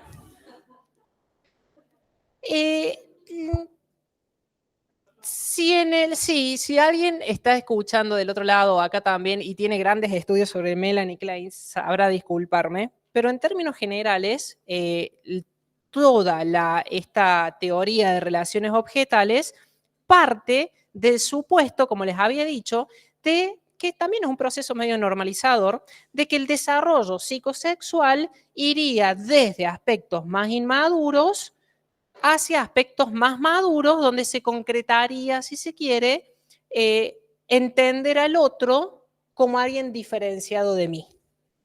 Recuerden lo que decían estos autores, que en un principio el niño consideraba el pecho materno como una extensión de sí mismo, entonces poco a poco se iba diferenciando para hacer de ese objeto alguien fuera de sí mismo. Y eso implicaría una ternura, un amor un poco más maduro, ¿sí? Lacan va a dinamitar esto, pero acá Lacan no tiene nada que ver. Entonces, partiendo de este supuesto, vamos a los autores que vamos a ver, Blecher, Rolla y Lieberman. Rolla propone una sola entrevista y el diagnóstico que hace es funcional, pluridimensional y dinámico, que está basado en parámetros. ¿Qué son los parámetros? Referentes teóricos solamente. Son aspectos que nosotros vamos a tener en cuenta para recabar la información y hacer el psicodiagnóstico, que ya lo vamos a ver. Vamos con el primer parámetro. Organización patográfica y las estructuras. Por organización patográfica nosotros vamos a entender lo que en la clínica general se entiende como las estructuras, ¿sí? Pero acá son organizaciones patográficas, neurosis, psicosis, perversión, normalidad, etc. Mientras que las estructuras son las cuestiones más móviles, ¿sí? Y que se ponen en marcha en el sujeto, que son muchas y que no hace falta que se las sepan a todas. ¿Cómo? Sí, es otra lógica, totalmente diferente. ¿Cómo se llama esta profe? Bueno, ella escribió el texto que tienen. ¿Cómo era? Juaneu. Ella escribió lo que son las estructuras que, bueno, creo que las he puesto ahí. No hace falta estudiar todas, pero paranoides, ritualistas, esquizoides, etcétera, todas esas son estructuras. ¿Qué implica esto? Para Blecher, la personalidad de una persona es la suma de experiencias de diferentes niveles evolutivos. Acá para estos autores no hay una cuestión de una persona estructurada como psicótica o neurótica, sino que en el curso de las experiencias que vayamos teniendo en nuestra vida, vamos a ir apelando a diferentes estructuras, modos de relacionarnos. Habrá personas que tengan una conducta en determinadas situaciones un poco más paranoica, que estaría, si se quiere, más del lado de la psicosis, y en otras circunstancias tendrá otros tipos qué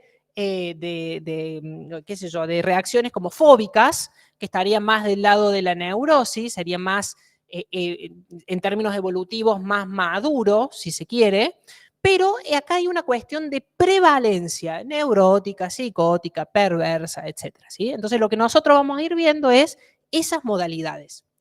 Y la vamos a ir comparando. Ante diferentes situaciones, la persona puede tener una prevalencia, por ejemplo, de estructuras paranoides e hipocondriacas, entonces estaría más del lado de la psicosis, entonces habría prevalencia psicótica, o habría prevalencia neurótica, esto es importante entenderlo en esos términos, prevalencias, ¿sí?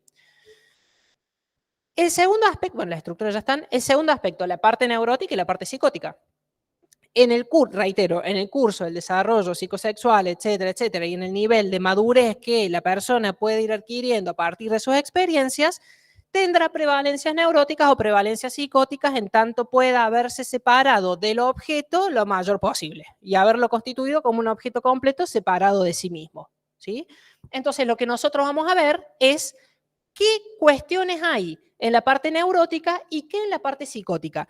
Y acá viene una duda puntual también de, bueno, ¿cómo lo identificamos en el texto, en una entrevista? Bueno, a ver, si nosotros hablamos, por ejemplo, de coherencia discursiva, la persona está situada en el tiempo, en el espacio, sabe quién es, sabe a qué va, se comunica bien, etcétera, habrá quizás aspectos más neuróticos que si la persona está totalmente ida, no te mira a los ojos, no sabe dónde está, a qué va, que quizás haya una prevalencia más psicótica, ¿sí?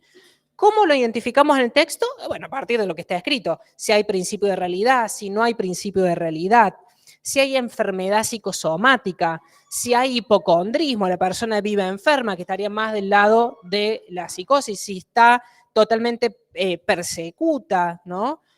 O si hay solamente aspectos fóbicos, que estaría más del lado también de la neurosis. ¿Mm? Eso vamos a ir viendo. Indicadores. Bueno, ahí si ustedes le sacaron fotos, verán indicadores diversos de parte neurótica y parte psicótica. Tercero, el clivaje. El clivaje es un término que sale de la mineralogía, que es el punto en el cual el mineral se quiebra. Y acá pueden ser, por ejemplo, crisis vitales. El punto de clivaje implica un momento de desestructuración de la personalidad, de la persona en general, ¿sí? Que pueden ser, a ver, un clivaje clásico es la adolescencia, que en términos generales es un momento de reestructuración psíquica e implica, bueno, eso, una reestructuración. Puede ser también un duelo, separación, cambio de casa, etcétera, mudanzas, ¿sí? Bien, aquí es importante poder discriminar los clivajes correspondientes a etapas evolutivas, es lo que les decía recién. Si una persona, si consulta a un adolescente, posiblemente esté en momentos de clivajes, ¿sí? Donde se está reestructurando el aparato psíquico. O si lo vamos a ver en el segundo parcial, que tiene que ver, por ejemplo, con la jubilación, que la jubilación puede ser un momento de ruptura también, porque la persona venía, estructuraba su vida, le encontraba sentido, se sentía útil a través de lo que hacía y de repente se encuentra sin lo que le daba sentido a su vida en ese momento. La jubilación puede ser un momento de clivaje. Bien, y eso lo vamos a identificar en el texto. Esto también es importante. Sí, para los promocionales creo que les hacen analizar un caso, creo. No sé si sigue siendo así. Pero el clivaje va a ser lo fundamental. Vamos a tener que ver en qué es un clivaje. Reitero, pueden ser evolutivos o pueden ser situaciones circunstanciales. Una muerte, una catástrofe, etc. Estereotipo y movilidad implica justamente la maleabilidad yoica. Las estereotipias son conductas rígidas. La persona siempre actúa de la misma forma. Por ejemplo, en cuestiones de estructura, siempre es paranoide. Todos los eventos de su vida y su conducta está estructurada o está impulsada o está determinada o influenciada por cuestiones paranoides. y no hay otra estructura. Bueno, eso es estereotipia y da cuenta de rigidez yoica. La movilidad o maleabilidad también es justamente que la persona pueda apelar a diferentes estructuras para hacer frente a las situaciones, ¿sí? Esto es importante porque pensar, por ejemplo, la estructura paranoide como algo malo, en realidad no es así porque esa estructura nos puede ayudar ante una situación puntual que es, qué sé yo, no salimos a la noche solos en un lugar que desconocemos porque tenemos miedo que nos roben. Bueno, ayuda. Otra cosa es no poder salir de tu casa porque te van a robar, ¿sí? Es un ejemplo básico, tonto, pero muy general para entender que acá no se trata de bien, mal, en cuestiones de estructura, sino en qué nos sirve y a qué recursos podemos apelar para hacer frente a las situaciones de la vida. Eso es la movilidad. ¿Mm? O maleabilidad. Bueno, acá está. ¿Con cuántos recursos cuenta el sujeto para enfrentar la realidad? ¿Sí? Si hay estereotipias, ustedes los van a ver en el texto, que solamente responde, por ejemplo, esto es de conducta paranoide o fóbica solamente. Todo le genera fobia. ¿Mm? Ejemplo de fobia. Una persona tiene miedo a las palomas, entonces no va a la Plaza San Martín. ¿No? Pues yo le había puesto esto en el examen, me acuerdo. Entonces, como le tenía fobia a las palomas, no iba a la Plaza San Martín. Bueno, bien. Pero no es que la persona no salía de su casa si volaba una paloma. Hacía recursos para, o por ejemplo, qué sé yo, iba, no sé, una pavada, pero iba con un palo para espantar palomas, para que no se le acerquen. No, bueno, recursos a los que nosotros apelemos para hacer frente a la realidad. Eso da cuenta de maleabilidad yoica y es un buen indicador pronóstico. ¿Sí? Si hay rigidez, es un mal indicador.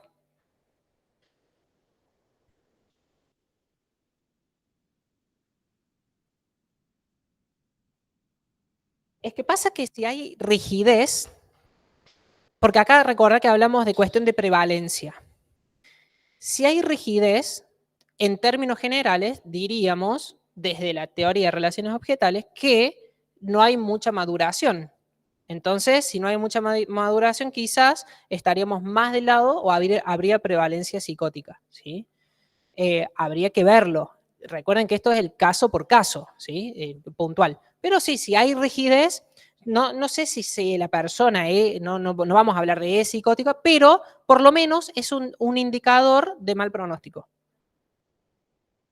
La dependencia tiene que ver también con esto. ¿Dependemos totalmente del objeto o siempre hay un grado de dependencia del otro? Porque si no, estaríamos totalmente fuera del campo de realidad. Siempre vamos a depender del otro, le hablamos al otro, esperamos del otro, el otro nos determina, etcétera, etcétera. Entonces, acá hay que ver si nosotros no podemos actuar sin que esté el otro, que habría una dependencia total, o si somos totalmente independientes y nos importa nada el registro de la otra persona, ¿sí? Entonces, acá vamos a tener que ver eso también. En las entrevistas se verá si la persona actúa, por ejemplo, o llega a consulta, tiene 30 años, por ejemplo, y llega con la madre y habla solamente de la madre y no puede hacer nada sin la madre y también duerme en la misma pieza que la madre. Entonces, bueno, habría que ver si hay una dependencia de esa persona y por qué, ¿no? Que nos darían cuenta de aspectos más inmaduros y también si hay gran dependencia, bueno, mal pronóstico.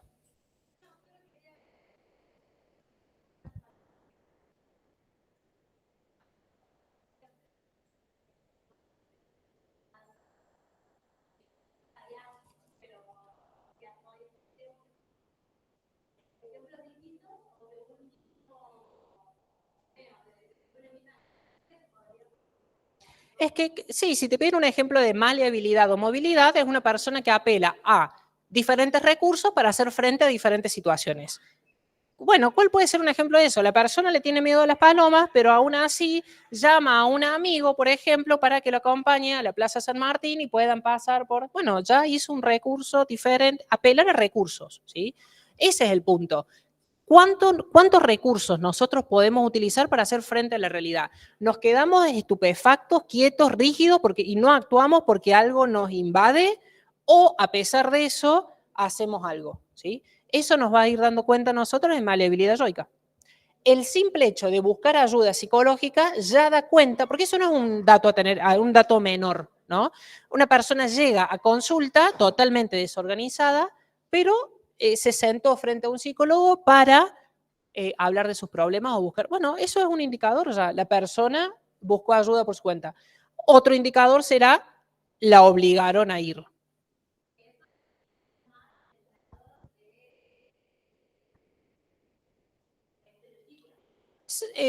Claro, habría más. Sí, depende del caso por caso, ¿sí? La estereotipia, acordate que tiene que ver con modalidades rígidas de funcionamiento. La persona no busca, no puede recurrir a muchas más cosas que algunas puntuales. Siempre, por ejemplo, actúa, es esquizoide, por ejemplo, o siempre es fóbico, o hay mucha prevalencia de cuestiones rígidas puntuales. No hay tantos recursos. Ese es lo puntual. Bien, de Brecher, ¿quedó alguna duda? Sí.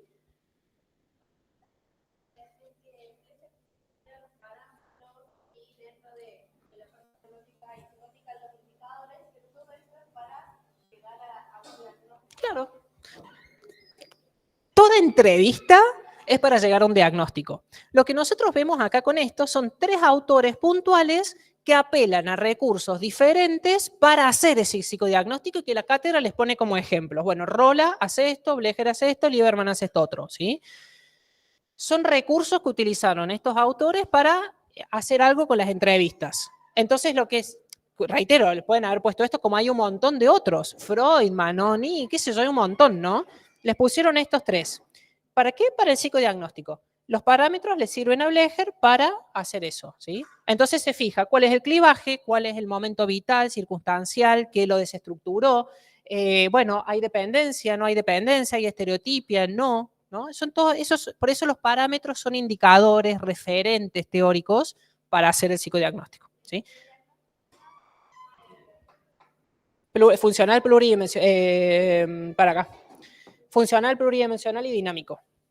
Que ahí tienen el porqué. ¿Por qué funcional? Porque se enfoca en comprender el funcionamiento psicológico del paciente en su totalidad. Recuerden que Blecher apela a la personalidad como suma de experiencias de diferentes niveles evolutivos. ¿Por qué es pluridimensional? Porque abarcan varias áreas del individuo, no solamente la enfermedad actual, y se basa en parámetros que son los referentes teóricos. Igual eso generalmente no lo preguntan. Bien, Rolla.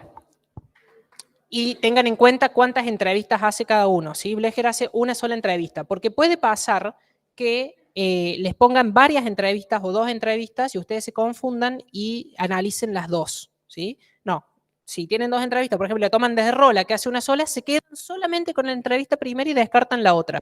¿Sí? Porque es una trampita que por ahí hacen. Rolla, una sola entrevista, el diagnóstico es múltiple y fenomenológico sustentado en ansiedades.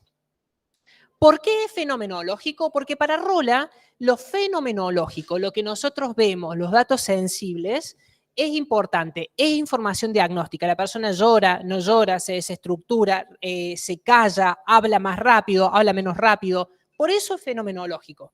Y está sustentado en ansiedades, sí. Exacto, sí. Rolla, Lieberman usa 2 por lo menos. Pueden ser más. Que vamos a verlo con las experiencias contrastantes y por qué pide 2 como mínimo. Rolla con una, le sirve. Está basado en ansiedades. Pregunta de examen es, ¿qué entiende Rolla por ansiedades? ¿Mm? Bueno, está acá.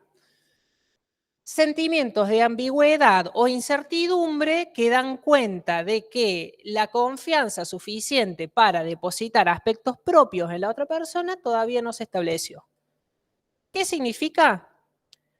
Que cuando nosotros llegamos a una entrevista, no conocemos a quien tenemos al frente, vamos a hablar de cosas puntuales que nos atraviesan, pero no confiamos lo suficiente en esa persona. Entonces nos genera ansiedad. Pasa lo mismo cuando nosotros vamos a rendir un examen, por ejemplo. Si estamos nos toma el examen final una profe con la cual hablamos todo el año, estaremos menos ansiosos que si nos sentamos frente al titular de cátedra, por ejemplo, o a otro profesor. No existen todavía las condiciones necesarias para que yo pueda confiar en esa persona y hablar de mis padecimientos, mis cuestiones personales. Eso es ansiedad para Rola. Bien, vamos a los 3 periodos en los cuales se estructura esta entrevista.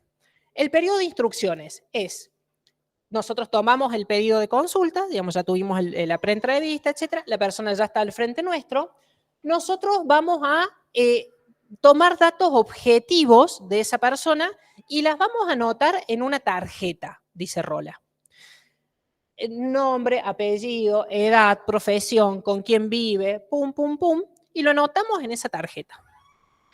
Y la tarjeta la dejamos en el escritorio a la vista del paciente, porque este registro va a ser una forma de organización yoica, es una forma de decirle al paciente, implícitamente, este sos vos. Y vamos a estar atentos a cuántas veces la persona mira esa tarjeta. Porque si la mira, dice Rola, capaz que necesita volver a estructurarse. Y fíjense que nosotros estamos atentos a si la mira. Estamos atentos a lo fenomenológico, ¿sí? Lo conductual, lo que nosotros vemos. Un segundo momento es el procesal, ¿sí? Acá nosotros le damos una entrevista abierta. Fíjense que acá Rola propone una entrevista abierta. Lo escucho. Volvemos. Llega, anotamos los datos objetivos, dejamos la tarjetita y le decimos lo escucho. Estamos en el momento procesal. La persona habla de sus problemas.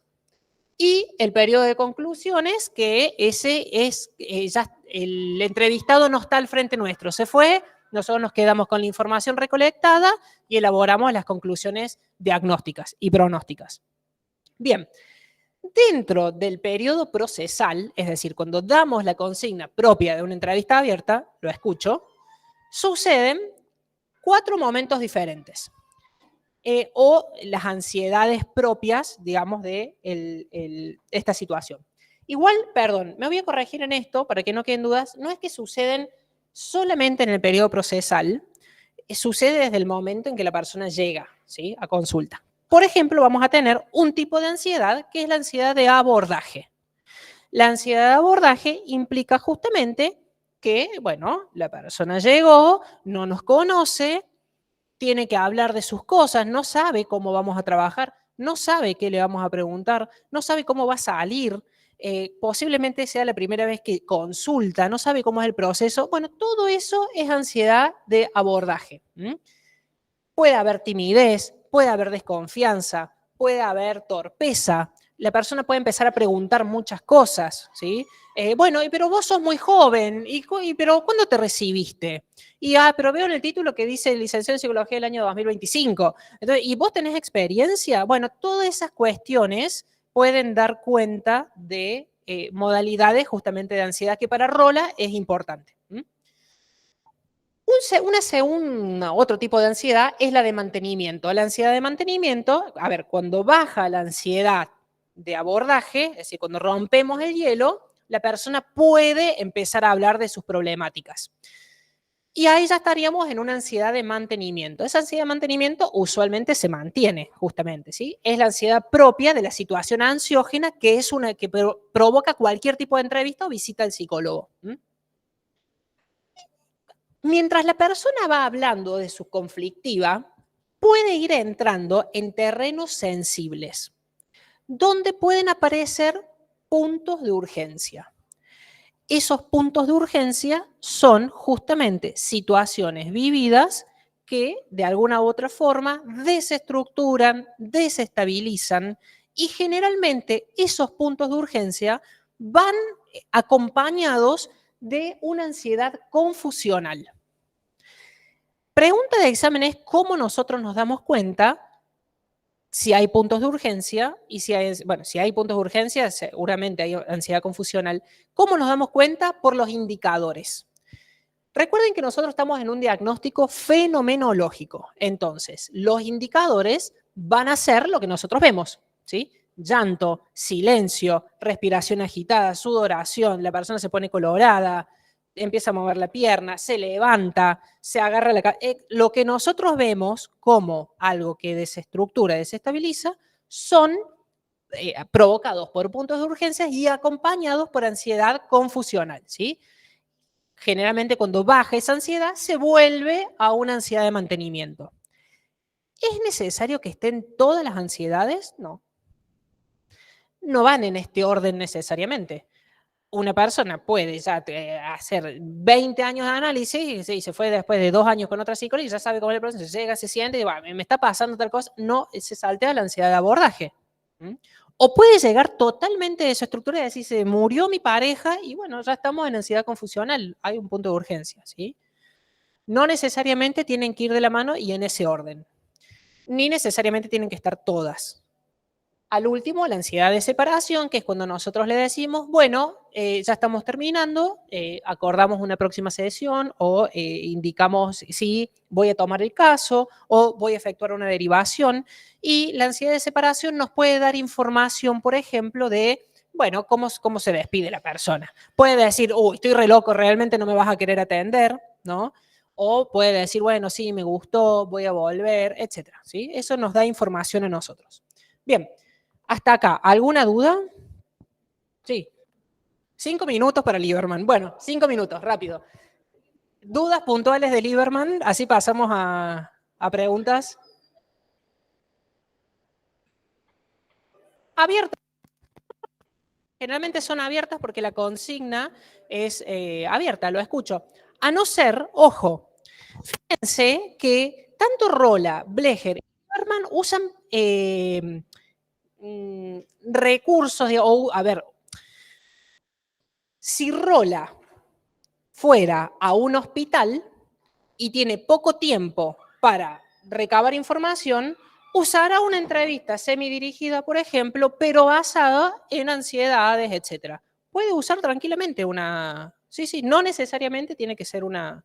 Porque acá lo que estamos viendo son los indicadores y cómo trabaja cada uno. Blecher puede usar una entrevista abierta, pero puede usar otro tipo de entrevista también. Sí, lo importante de estos autores es en qué se basa cada uno para elaborar el psicodiagnóstico. ¿Sí? Eso es lo puntual. Bueno, Lieberman, 2 entrevistas como mínimo, lo pasamos rápido porque es un bajón Lieberman, pero es un diagnóstico estilístico basado en criterios de analizabilidad. Les pueden preguntar qué son los criterios de analizabilidad, que ya lo vamos a ver, y está sustentado en estilos comunicativos. A Lieberman le interesa la sonoridad, cómo cambia, cómo hablamos, el ritmo, la cadencia de la voz, ¿sí? Cómo nos comunicamos con otros, ¿sí? Eso es lo importante para Lieberman. ¿Cuáles son los criterios de analizabilidad? Bueno, tenemos, por un lado, la posibilidad sublimatoria. A ver, de estos criterios de analizabilidad, 3 son propuestos por Freud y Lieberman postula 4 criterios más. Los postulados por Freud, que van a todo tipo de análisis freudiano, bueno, posibilidad sublimatoria. La persona puede dirigir su energía, libido, etcétera, a fines socialmente adaptados o no. Eso es un criterio de analizabilidad. No, la persona no lo dice, la persona resuelve su agresión matando. Bueno, no. Capacidad intelectual. Hay capacidad de hacer insight. Cuando una persona le devuelves una información, la toma, la registra, hace algo con eso o le pasa. Bueno, eso es importante también. Y el interés por conocerse. Eso es muy importante también, la persona que va a buscar ayuda. Bueno, tiene interés en sí mismo, va porque la mandaron, va por arriba, le pasa por arriba el análisis. Bueno, eso también es un criterio para saber si la persona puede entrar a hacer un análisis o no. O un análisis o cualquier otro proceso terapéutico. Y lo que propone Lieberman, tolerancia a la incertidumbre, fundamental. ¿Puede tolerar la incertidumbre que implica un recorrido terapéutico que no sabemos a dónde nos va a llevar? Bueno, información para hacer el diagnóstico. Crisis vitales. ¿En qué momento se encuentra la persona y cómo ha tolerado esas crisis vitales? Por ejemplo, la adolescencia, la vejez, o situacionales como duelo, pérdida, mudanza, jubilación, etcétera, etcétera.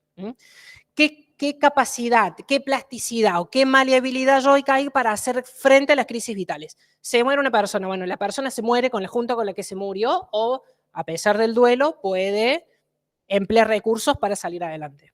Síntoma y rasgo patológico de carácter, esto generalmente lo preguntan. El síntoma, esta es una pregunta puntual porque El rasgo patológico de carácter es algo ya estereotipado que la persona no vive como síntoma y generalmente no lo vive con malestar, pero implica que algo no está bien.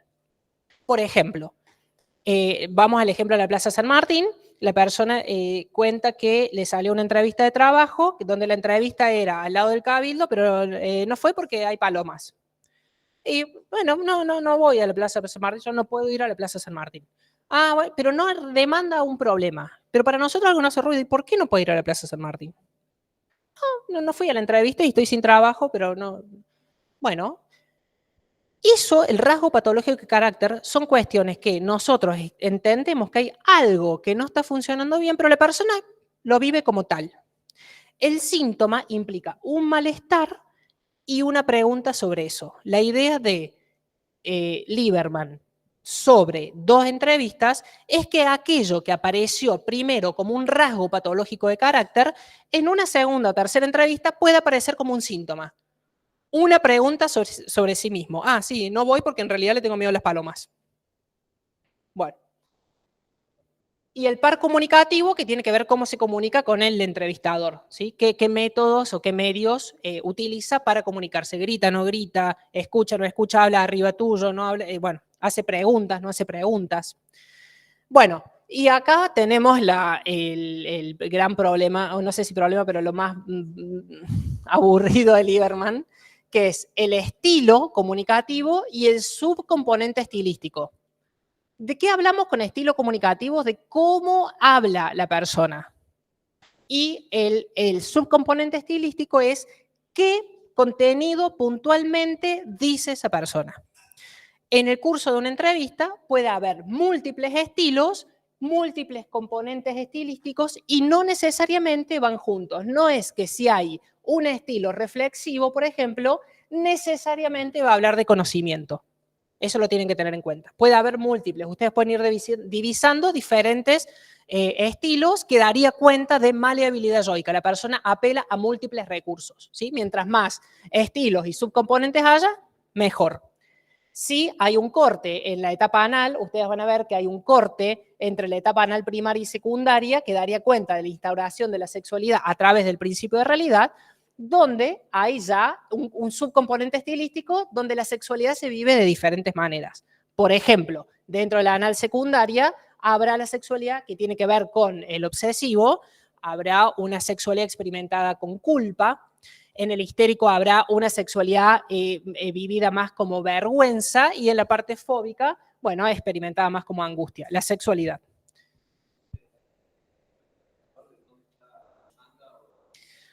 No de dónde está la demanda o el problema. Los estilos comunicativos tienen que ver con formas de relacionarse con otros, apelar a diferentes recursos para hacer frente a la realidad. Sí, claro, siempre de acuerdo a la configuración psíquica, sí, sí, sí. Bueno. Preguntas rápidas antes de irnos. Sí, sí, lamentablemente sí.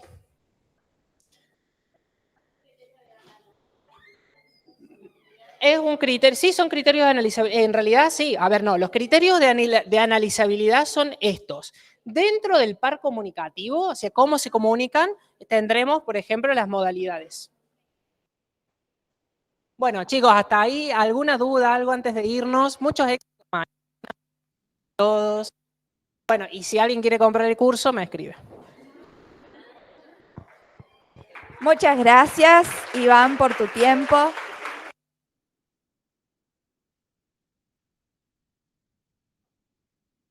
Conocimientos, por apoyar este